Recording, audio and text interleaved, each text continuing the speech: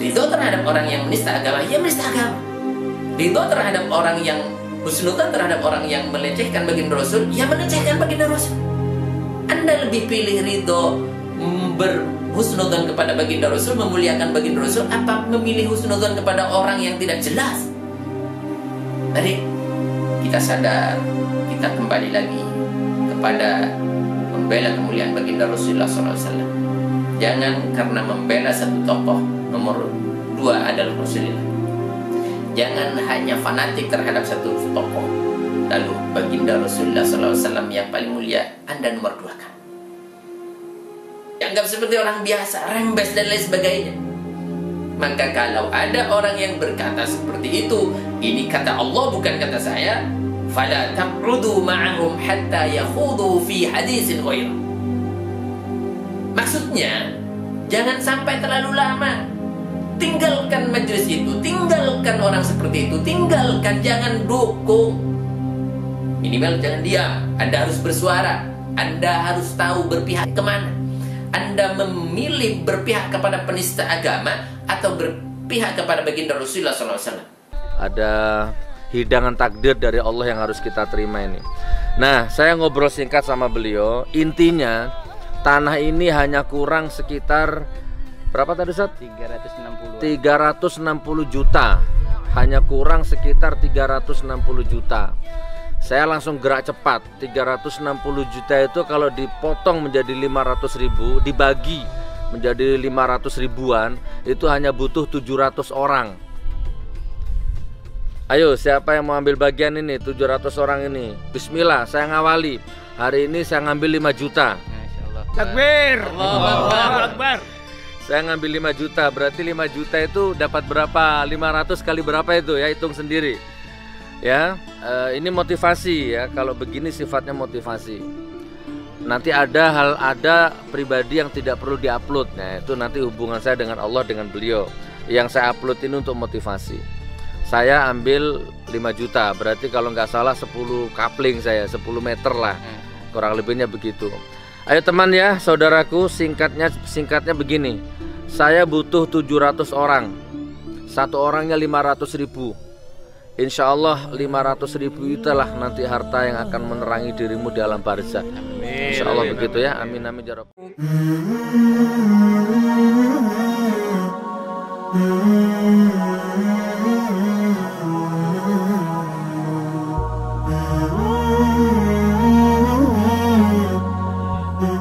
Assalamualaikum warahmatullahi wabarakatuh, sahabat channel Benteng Akidah dimanapun Anda berada. Pada pagi ini saya ingin berbagi sedikit nasihat kepada diri saya sebenarnya dan kepada Anda dan juga semuanya di dalam keadaan yang sangat miris ini, sangat memprihatinkan ini, di mana keadaan kita di negara Indonesia ini semakin lama semakin banyak penistaan-penistaan agama.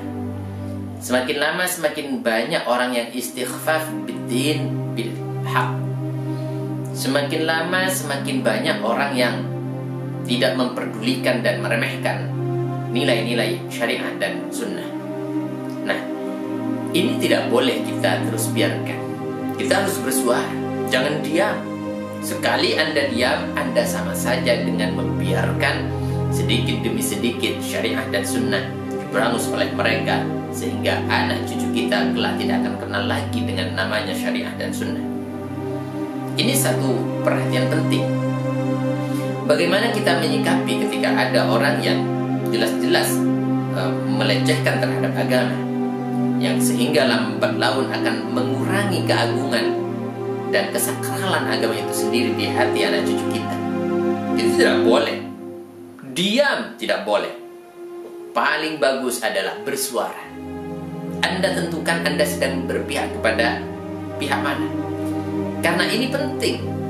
Ini yang menentukan keimanan kita. Satu contoh. Hari ini ada satu tokoh yang ditokohkan, yang diorbitkan sebagai tokoh. Karena ini orang baru. Nah, setelah diorbitkan sedemikian rupa, dengan desain yang sedemikian rupa, akhirnya Allah membuka satu kedok di mana tokoh ini sebenarnya tidak pantas dengan keilmuannya, dengan pemahamannya, dengan pengagungannya terhadap agama. Allah buka isi hatinya sehingga dia tergelincir. Dan satu pesan yang harus kita ingat dan harus kita jaga baik-baik, jangan sampai kita diam dengan tokoh yang melecehkan, yang merendahkan harkat, martabat, kemuliaan, keagungan baginda Rasulullah SAW. Di beberapa waktu yang lalu sering kita mendengarkan mereka semakin lama semakin aktif dan masif, seolah-olah mereka sudah janjian untuk menghabisi sedikit demi sedikit kesakralan agama Islam. Mulai dari agamanya dianggap sama, mulai dari sholat di gereja dianjurkan, mulai dari filmnya digambarkan santri masuk ke gereja bawa tumpeng, mulai dari semuanya itu satu jalur, satu rel, satu gerbong untuk menghabisi sedikit demi sedikit kesakralan agama Islam pada hal ini. Dalam satu kitab disampaikan bahwa annaman aqarral kafiru ala kufrihi wa sahhaha ma huwa alayhi min al-kufr aw za'ama bi anna jami'an nasi min yahudi aw nasara aw ghairihim min milal al-kufri sayadkhuluna al-jannah ka ahli tauhid aw ahabbal kafiru li kufrihi fa huwa kafir qaulan wahidan. Jadi kesimpulannya, orang yang mengaku bahwa dirinya suka terhadap orang kafir, kemudian membenarkan apa yang ada di dalam perhitungan pegangan orang kafir atau orang yang menista agama, bisa jadi, atau mempunyai satu kesimpulan bahwa setiap manusia yang beragama di luar Islam, Yahudi, Nasrani, dan sebagainya, ini masuk surga. Sama saja seperti orang Islam berkumpul dengan sesama Islam, semua agama masuk surga, maka orang ini termasuk kafir. Ini masuk kepada kekafiran. Nah, di dalam dalil yang dimaksud ini ada satu Al-Quran. Ini adalah satu kaidah yang kita sampaikan, dan dalilnya adalah surat An-Nisa di dalam satu ayatnya. A'udzu billahi minasyaitonir rajim. Bismillahirrahmanirrahim.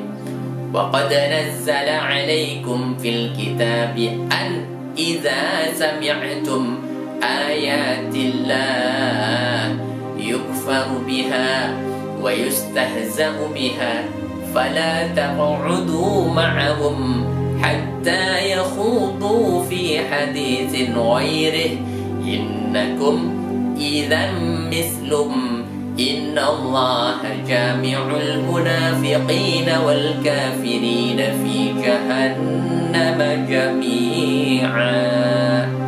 Shadaqallahul azim.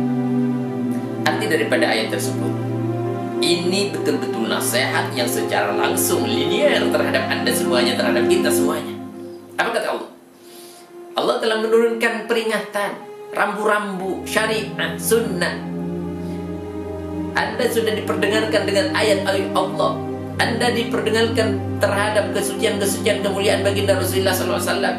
Bagaimana lahirnya, bagaimana kesuciannya, bagaimana bersinarnya beliau, sudah diajarkan. Kemudian diingkari itu, wa yustahza'u biha, dan juga ini dianggap remeh, dianggap seperti orang biasa, rembes dan lain sebagainya. Maka kalau ada orang yang berkata seperti itu, ini kata Allah bukan kata saya, fala taq'udu ma'ahum hatta yakhudu fi haditsin ghairah. Maksudnya, jangan sampai terlalu lama. Tinggalkan majelis itu, tinggalkan orang seperti itu, tinggalkan, jangan dukung. Minimal jangan diam. Anda harus bersuara, Anda harus tahu berpihak kemana. Anda memilih berpihak kepada penista agama atau berpihak kepada baginda Rasulullah SAW. Tapi Anda harus mempunyai komitmen. Jangan meyakini, jangan meragukan apa yang disampaikan penista agama. Kalau Anda ragu apa yang disampaikan oleh si penista agama, maka keraguan Anda akan membuat tergelincirnya iman Anda kepada Allah dan Rasul-Nya. Hindari itu, jauhi itu.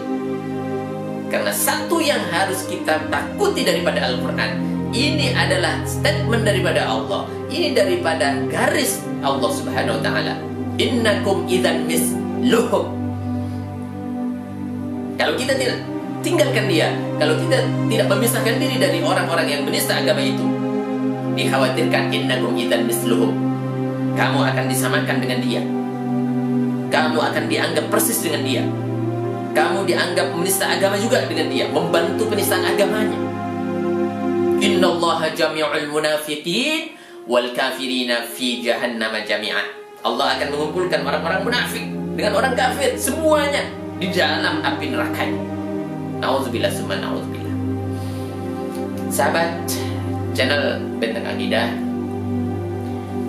lebih jelasnya lagi poin daripada kajian kita tadi, yaitu ada dalam kalimat innakum idzan misluhum. Kenapa sih? Kan saya tidak ikut menista, meremehkan Rasulullah. Kan saya hanya ragu-ragu saja. Saya hanya husnudzon saja. Dia tidak mungkin. Hati-hati. Mudarat yang ditimbulkan oleh orang yang tergelincir ketika tetap didukung, maka Anda sama saja dengan memadamkan bias sinar kemuliaan Islam, kesakralan agama, kesakralan baginda Rasulullah SAW. Harus ditantang. Ini yang dibahas di dalam kalimat idzan misluhum. Kalau tidak, idzan misluhum, kamu sama saja dengan dia, Anda sama saja dengan dia. Ini yang harus kita perhatikan dan harus kita khawatirkan. Di mana Anda berpihak?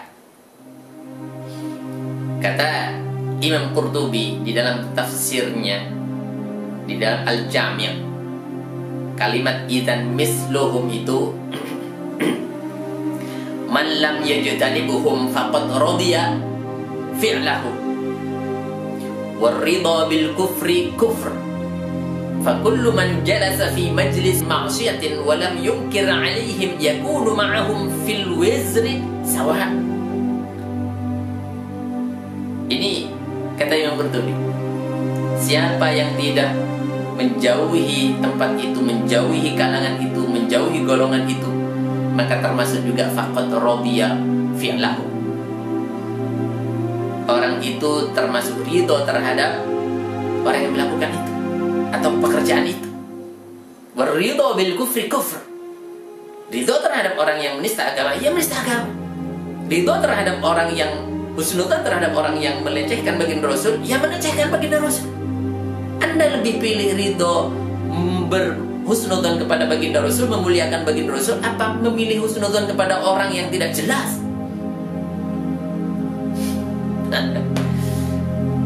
Kemudian bagaimana kalau kita tidak mampu untuk melakukan itu semuanya?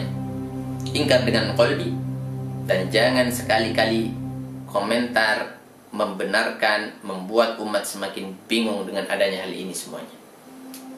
Hati-hati.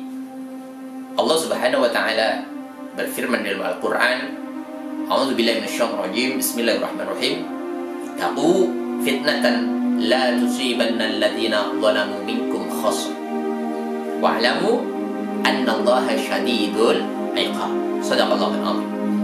Takutlah kalian semuanya terhadap fitnah, terhadap kemaksiatan, terhadap perbuatan penistaan agama dan penistaan Rasulullah. Di mana pekerjaan itu, di mana dosa tersebut, di mana pekerjaan buruk itu akan menimpakan satu musibah, dan musibah itu la tusibanna alladziina zalamu minkum khassah. Tidak hanya akan menimpa si penista agama saja, tidak, tapi Anda yang ada di sekitarnya, bahkan orang baik pun akan terkena imbasnya. Apa Anda tidak merasa mempunyai orang yang Anda sayangi di sekitar kita, di sekitar Anda, di negeri ini? Ada ayah Anda, ada orang tua Anda, ada ibu Anda, ada anak Anda. Semua akan terkena imbasnya. Semua akan terkena murka Allah Subhanahu wa ta'ala.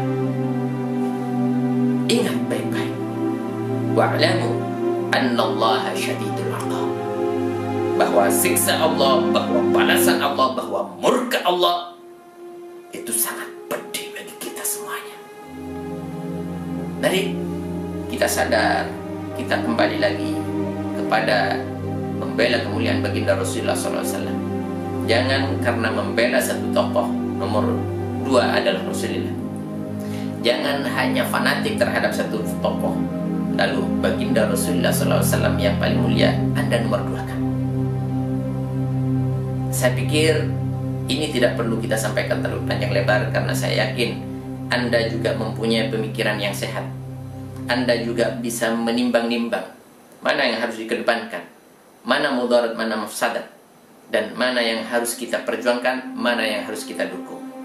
Tentu kalau orang yang beriman, apapun namanya, apapun tawarannya, tetap tidak akan memilih selain baginda Rasulullah, selain memilih, memuliakan, menjaga keagungan baginda Rasulullah SAW walaupun nyawa taruhannya.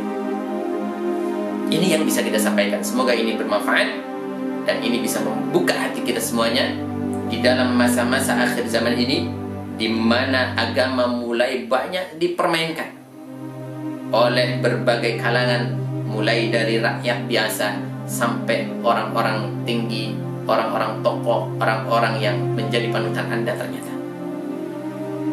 Demikian, semoga kita diselamatkan dari hal-hal negatif dan hal-hal dosa besar semacam itu untuk diri kita dan anak cucu kita. Jazakumullah khairan. Assalamualaikum warahmatullahi wabarakatuh. Allahumma salli ala sayyidina wa maulana Muhammad